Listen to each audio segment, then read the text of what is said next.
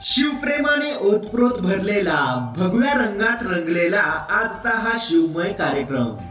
आजच्या कार्यक्रमाचे माननीय अध्यक्ष, प्रिय गुरुजन वर्ग व उपस्थित शिवप्रेमी विद्यार्थी मित्रांनो, दैवत साऱ्या महाराष्ट्राचे, अधिराज्य ज्यांचे मनामनात, अशा छत्रपती शिवाजी महाराजांना वंदन करूनी करतो मी माझ्या भाषणाला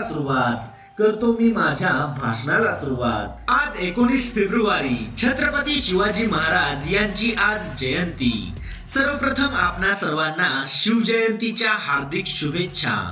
मित्रांनो, 19 फेब्रुवारी 1630 हाच तो सोन्याचा दिवस। अशा या मंगलदिनी महाराष्ट्रातील पुणे जिल्ह्यातील शिवनेरी किल्ल्यावर माता जिजाऊंच्या पोटी शिवरायांचा जन्म झाला। 19 फेब्रुवारी या मंगलदिनी शिवनेरीवर एक तारा जन्मला। रेतेच्या अंधाऱ्या जीवनाला हिंदवी स्वराज्याचे तेज देऊन गेला। हिंदुस्थानात असा एकच शिवाजी राजा होऊन गेला। शिवराय लहानपणापासूनच अत्यंत हुशार आणि कुशाग्र बुद्धीचे होते। त्यांना जिजाऊ मातेकडून आणि वडील शहाजीराजे भोसले यांच्याकडून शौर्याचा वारसा मिळाला होता। मित्रांनो, आई जिजाऊंच्या प्रेरणेतूनच हिंदवी स्वराज्याचे स्वप्न आकारास आले असे म्हटले तर वावगे ठरू नये। मित्रांनो, शिवाजी महाराजांनी वयाच्या 15व्या वर्षी स्वराज्याचे स्वप्न मनाशी बाळगले। रायरेश्वराच्या मंदिरात जीवाला जीव देणाऱ्या मावळ्यांसोबत गुलामगिरी नष्ट करून स्वराज्याची स्थापना करण्याची शपथ त्यांनी घेतली।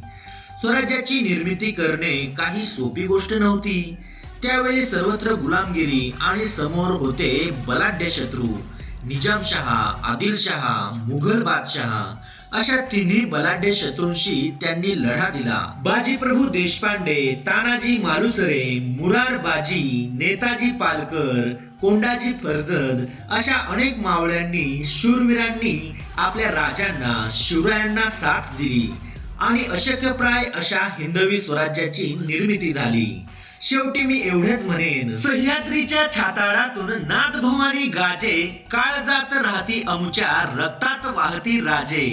तुफान गरजतो, आग ओकतो, वाघ मराठी माझा, सन्मान राखतो, जान झोकतो, तुफान मातीचा राजा। बोला छत्रपती शिवाजी महाराज की जय।